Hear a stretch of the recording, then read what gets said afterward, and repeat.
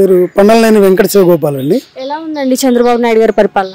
కూటమి ప్రభుత్వం పరిపాలన చాలా బాగుందండి. అన్ని రంగాల్లో ఇంతకు ముందు ఎలా అయితే కుంటుపడిపోయిందో అలా కాకుండా కొద్దిగా అన్ని సెటరేట్ చేసుకుని రావాలి కాబట్టి కొద్ది టైం పడుతూ ఉంది. ఇప్పటికి చాలా మెరుగ్గా అన్ని రంగాల్లో చాలా మెరుగ్గా ముందుకెళ్తా ఉంది. గత 5 సంవత్సరాలు చూసారు కదా, గత 5 సంవత్సరాలు ఎలా అనిపించింది అంటే 5 సంవత్సరాల్లో జనాలందరికీ ఫ్రీగా ఇచ్చి కూర్చోబెట్టి మేపారండి. సరిగ్గా పనులు చేసిన వాళ్ళకి పనులు లేవు, వ్యాపారాలు లేవు, అన్ని రకాలుగా అభివృద్ధి కుంటుపడిపోయింది.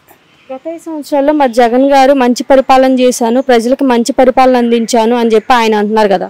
ఇప్పుడు మంచి పరిపాలన చేసినప్పుడు ప్రజలందరూ తీర్పు అలా ఎందుకు ఇచ్చారండి? ఆ పరిపాలన నచ్చలేదు కాబట్టే కదా ఆ విధమైన తీర్పు ఇచ్చింది. దాన్ని బట్టి వాళ్ళు ఆలోచన చేసుకోవాలి. మనం ఎంతవరకు సరిగ్గా పరిపాలించాము, అది మనం ఎలా మనస్ఫూర్తిగా చెప్పగలుగుతున్నాం అనేది వాళ్ళ పునరాలోచన చేసుకోవాలి. అంటే జగన్ 2.0 మరి మామూలుగా ఉండదని అంటున్నారు కదా. చూద్దామండి జనాలు అభిప్రాయం ఎలా ఉంటుందో. ఎవరైతే మెరుగ్గా గవర్నమెంట్ వర్క్ చేస్తుందో ఉంటుందో వాళ్ళకే ప్రజల మద్దతు ఉంటుంది. ఇది తెలిసిన విషయమే.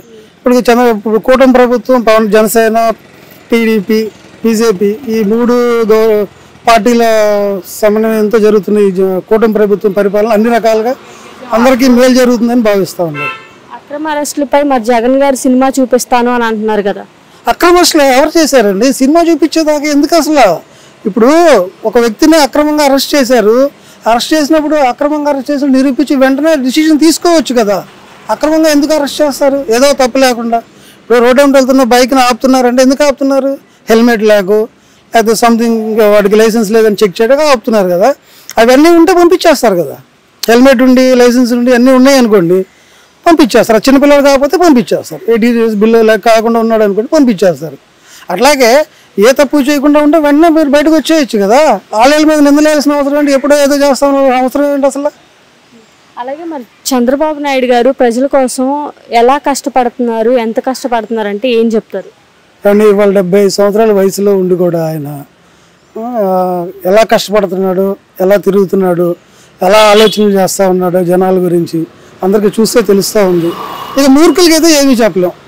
అలాగే మరి ఈ ప్రభుత్వం వచ్చిన తర్వాత మనం రీసెంట్గా చూసుకుంటే రేషన్ విషయంలో మరి గత 5 సంవత్సరాల్లో వ్యాన్ అనేది నెల మొత్తంలో ఒక్కసారి వచ్చేది.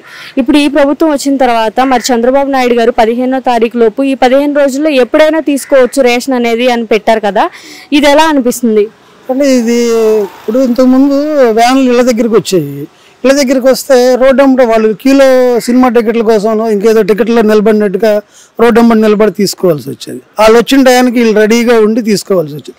అలా కాకుండా ఇప్పుడు ఏదైతే ఇంతకుముందు టీడీపీ గవర్నమెంట్ ఉన్నప్పుడు అదే విధంగా ఇప్పుడు ఎలా పెట్టారో, ఇప్పుడు ఏంటంటే ఒక టైమింగ్ ఉంటుంది.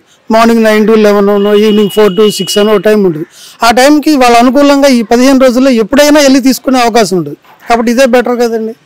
వాళ్ళు రోడ్డు అమ్మడి నిలబడి వాళ్ళు వచ్చిన టైంకి తీసుకోవడం కంటే వీళ్ళకున్న అవకాశంలో ఈ 15 రోజుల్లో ఏదో ఒక టైంలో వెళ్ళి తీసుకుంటారు. ఇదే బెనిఫిట్. మీరేమో ఇదే బెటర్ కదా అని చెప్పి మీరు అంటున్నారు. మరి జగన్ గారు ఎందుకు మళ్ళీ ప్రజలకి రేషన్ కష్టాలు మొదలైనవి అని చెప్పేసి ఆయన అంటున్నారు కదా. ఆలోచన చేసుకోవాలండి. ఏది కష్టం ఉంటుంది? ఇప్పుడు మార్నింగ్ పొద్దున్నే 9ంటికి వస్తుంది. ఇళ్ళంట్లో ఆడవాళ్ళు ఏ పనులు చేసుకుంటూ ఉంటారు, మగవాళ్ళు బయటకు వెళ్ళడానికి రెడీ అవుతూ ఉంటారు. ఆ టైంలో క్యూలో నిలబడి రోడ్డు అమ్మట ఎవరికి తెలియని వాళ్ళకి కూడా తెలుస్తూ ఉంది. రోడ్డు అమ్మట నిలబడి వీళ్ళు బారుగా నిలబడి వాళ్ళు వచ్చే వరకు టైం చేసి అది గంటన్నర అట్లా టైం పడుతూ ఉంది. ఇప్పుడు అలా కాకుండా మార్నింగ్ 9 to 11 or 12 పెట్టారు అనుకోండి, ఈవినింగ్ 5 to 6 or 7 టైం పెడితే ఆ టైంలో ఎవరికి అనుకూలంగా ఉంటే వాళ్ళు తీసుకుంటారు కదా. ఏది బెటర్ అనేది వాళ్ళే ఆలోచన చేసుకోవాలి కదా. ఇప్పుడు అది బెటర్ కాదు అన్నప్పుడు వ్యాన్లు వచ్చేది. వీళ్ళు ప్రజలు ఎందుకు మద్దతు తెలుపుతున్నారు? ప్రజలకి ఏదైతే సౌకర్యంగా ఉంటుందో, ఏదైతే అనువుగా ఉంటుందో దానికే మొగ్గు చూపుతారు కదా. ఇప్పుడు మాకు ఇది నచ్చలేదు అన్నప్పుడు మాకు ఇది నచ్చలేదు వద్దని ఎవరు ఏం ధర్నాలు కానీ ఏం చేయట్లేదు. ఇది బాగుంది కాబట్టి దీనికి మద్దతు తెలుపుతున్నారు. అదొకటి. ఇంకొక విషయం ఒకటి చూడాలండి. గవర్నమెంట్ ఎవరైతే ఈ రేషన్ దారులు ఉన్నారో వాళ్ళ దగ్గర నుంచే రేషన్ డిపోలు బియ్యం కొనుగోలు చేస్తూ ఉన్నారు. గవర్నమెంట్ 40 రూపాయలు పెట్టి కొనుగోలు చేసి వీళ్ళకి ఫ్రీగా ఇస్తుంటే ఈ రేషన్ డిపోదారులు 10 రూపాయలకి వీళ్ళ దగ్గర చౌకగా తీసుకుంటున్నారు. తీసుకుని దాన్ని బయట ఎలా మార్కెట్ చేస్తున్నారు ఆల్రెడీ చూసాం. మన కాకినాడలో జరిగిన దీనికి ఇట్లాంటివి వెళ్ళిన రైసే కదా. గవర్నమెంట్ 40 రూపాయలు పెట్టి కర్రీ ఇచ్చేసి వీళ్ళకి ఊరికే ఇస్తుంటే వీళ్ళు తిన్నప్పుడు వీళ్ళకి రేషన్ కార్డులు ఎందుకు క్యాన్సిల్ చేసేయాలి వాళ్ళకి? ఇప్పుడు గవర్నమెంట్ ఇచ్చే పథకం మాకు వద్దు అన్నప్పుడు దాన్ని పూర్తిగా వదిలేసేయండి. మధ్యవర్తులను బాగు చేయడం ఎందుకు? గవర్నమెంట్ని సొమ్ము వృధా, గవర్నమెంట్ సొమ్ము వృధా అవుతుందంటే మన సొమ్ము వృధా అవుతుంది. అలాంటప్పుడు రేషన్ తీసుకోకుండా మానేయాలి కదా. మెయిన్ వీళ్ళైతే రేషన్ కార్డులు క్యాన్సిల్ చేసుకోవడానికి ఇష్టపడరు కాబట్టి ఎవరైతే డిపోదారులు ఉన్నారో వాళ్ళ మీద కఠిన చర్యలు తీసుకోవాలి. ఏంటి రేషన్ ఈ లబ్ధిదారుల దగ్గర నుంచి రిటర్న్ కొనుగోలు చేయకుండా తీసుకోవాలని కోరుకుంటున్నామండి. అలాగే మరి రీసెంట్గా మనం చూసుకుంటే అమరావతి కూడా పునఃప్రారంభం జరిగింది కదా. సో రాబోయే రోజుల్లో మోదీ గారి సహకారంతో అమరావతి కానివ్వండి, ఒక పక్క ఏపీ కానివ్వండి, ఎలా ఉండబోతుంది అనుకుంటున్నారు? ఏదైనా ఇప్పుడు విత్తనం నాటుగానే కాయలు కాయదండి, టైం పడుద్ది. ఆల్రెడీ ఏదైతే అమరావతి ఇంతకుముందు అభివృద్ధి చెందడానికి మధ్యలో ఆగిపోయింది, కుంటుపడిపోయింది. ఇప్పుడు మళ్ళీ మొత్తం అదంతా ఏదైతే ఆలోచన చేశారో, ఏదైతే ప్లానింగ్ ప్రకారంగా ముందుకెళ్ళాలంటే కొంత టైం పడుతుంది. ఆ టైం పడిన తర్వాత ఖచ్చితంగా జనాలందరికీ ఈ పవన్ కళ్యాణ్ గారు మద్దతుతో కానివ్వండి, చంద్రబాబు నాయుడు గారి ఆలోచనతో కానివ్వండి, మన మోదీ గారి సహకారంతో కానివ్వండి, అన్ని రకాలుగా ముందుకెళ్తుందని మన ఇండియాలోనే అమరావతి ఒక ఉన్నత స్థానంలో నిలబడద్దని మేము గట్టిగా నమ్ముతున్నామండి.